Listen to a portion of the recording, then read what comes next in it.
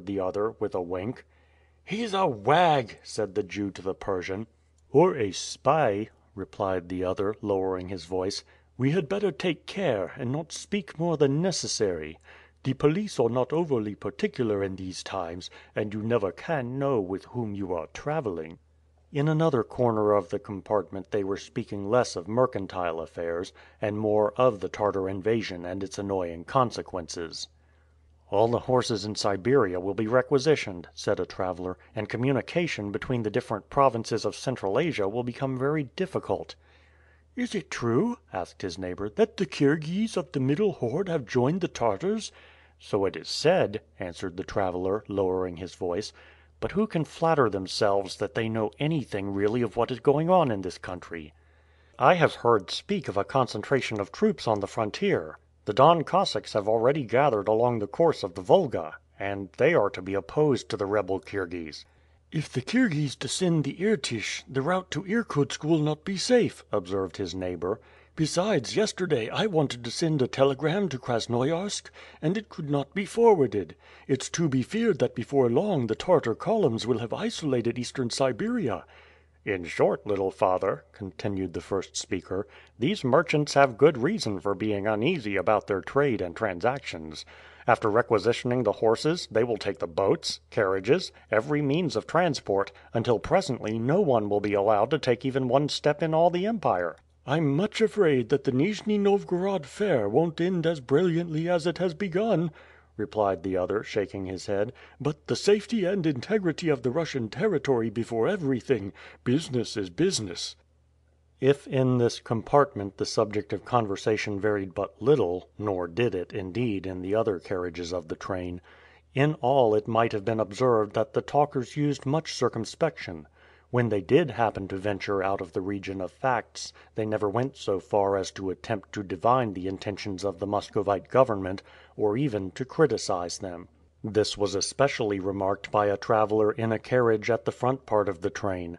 This person, evidently a stranger, made good use of his eyes, and asked numberless questions, to which he received only evasive answers.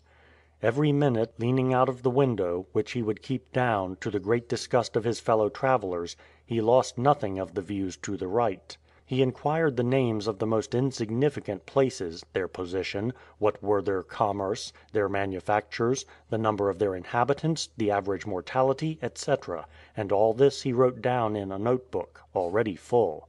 This was the correspondent Alcide Jolivet, and the reason of his putting so many insignificant questions was, that amongst the many answers he received he hoped to find some interesting fact for his cousin. But naturally enough, he was taken for a spy, and not a word treating of the events of the day was uttered in his hearing. Finding therefore that he could learn nothing of the Tartar invasion, he wrote in his book, "Travelers of great discretion, very close as to political matters." Whilst Alcide Jolivet noted down his impressions thus minutely, his confrère in the same train, traveling for the same object, was devoting himself to the same work of observation in another compartment. Neither of them had seen each other that day at the Moscow station, and they were each ignorant that the other had set out to visit the scene of the war. Harry Blount, speaking little, but listening much, had not inspired his companions with the suspicions which Alcide Jolivet had aroused. He was not taken for a spy, and therefore his neighbors, without constraint, gossiped in his presence, allowing themselves even to go farther than their natural caution would in most cases have allowed them. The correspondent of the Daily Telegraph had thus an opportunity of observing how much recent events preoccupied the merchants of Nijni-Novgorod, and to what a degree the commerce with Central Asia was threatened in its transit.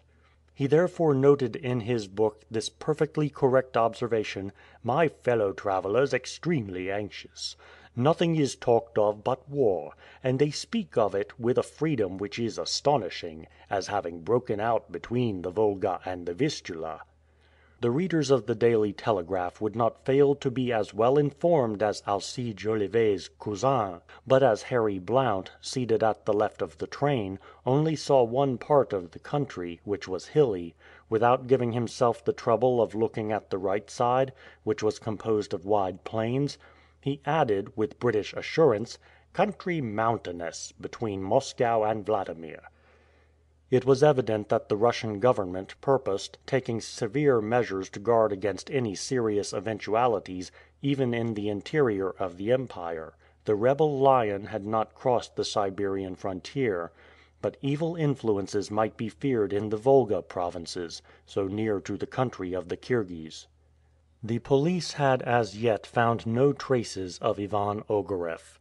It was not known whether the traitor, calling in the foreigner to avenge his personal rancor, had rejoined Feofar Khan, or whether he was endeavoring to foment a revolt in the government of Nijni-Novgorod, which at this time of year contained a population of such diverse elements. Perhaps among the Persians, Armenians, or Kalmucks, who flocked to the great market, he had agents, instructed to provoke a rising in the interior. All this was possible, especially in such a country as Russia. In fact, this vast empire, 4,000,000 square miles in extent, does not possess the homogeneousness of the states of Western Europe. The Russian territory in Europe and Asia contains more than 70 millions of inhabitants. In it 30 different languages are spoken. The Slavonic race predominates, no doubt, but there are besides Russians, Poles, Lithuanians, Courlanders. Add to these Finns, Laplanders, Estonians, several other northern tribes with unpronounceable names, the Permiaks, the Germans, the Greeks, the Tartars, the Caucasian tribes, the Mongol, Kalmuk, Samoid, Kamtchatkan, and Aleutian hordes, and one may understand that the unity of so vast a state must be difficult to maintain, and that it could be only the work of time, aided by the wisdom of many successive rulers. Be that as it may, Ivan Ogareff had hitherto managed to escape all search, and very probably he might have rejoined the Tartar army. But at every station where the train stopped, inspectors came forward who scrutinized the travelers and subjected them all to a minute examination, as by order of the superintendent of police, these officials were seeking Ivan Ogareff. The government, in fact, believed it to be certain that the traitor had not yet been able to quit European Russia. If there appeared cause to suspect any traveler, he was carried off to explain himself at the police station, and in the meantime the train went on its way, no person troubling himself about the unfortunate one left behind. With the Russian police, which is very arbitrary, it is absolutely useless to argue. Military rank is conferred on its employees, and they act in military fashion. How can anyone, moreover, help obeying unhesitatingly orders which emanate from a monarch who has the right to employ this formula at the head of his ukase: "We, by the grace of God, Emperor and Autocrat of all the Russias of Moscow, Kiev, Wladimir, and Novgorod, Czar of Kazan and Astrakhan, Czar of Poland, Czar of Siberia, Czar of the Tauric Chersonese, Senor of Pskov, Prince of Smolensk, Lithuania, Volhynia, Podolia, and Finland, Prince of Estonia, Livonia, Courland, and of Semigalia, of Bialystok, Karelia, Sugria, Perm, Vyatka, Bulgaria, and many other countries, Lord and Sovereign Prince of the territory of Nijni-Novgorod, Chemigov, Ryazan, Polotsk, Rostov, Yaroslavl, Byelozersk, Udoria, Abdoria, Kondinia, Vitebsk, and of Mstislav, Governor of the Hyperborean regions, Lord of the countries of Iveria, Kartalinia, Gruzinia, Kabardinia, and Armenia, hereditary lord and suzerain of the Cherkez princes, of those of the mountains and of others, heir of Norway, Duke of Schleswig-Holstein, Stormarn, Ditmarsen, and Oldenburg. A powerful lord in truth is he whose arms are an eagle with two heads, holding a scepter and a globe, surrounded by the escutcheons of Novgorod, Wladimir, Kiev, Kazan, Astrakhan, and of Siberia, and environed by the collar of the Order of St. Andrew, surmounted by a royal crown. As to Michael Strogoff, his papers were in order, and he was, consequently, free from all police supervision. At the station of Wladimir the train stopped for several minutes, which appeared sufficient to enable the correspondent of the Daily Telegraph to take a twofold view, physical and moral, and to form a complete estimate of this ancient capital of Russia.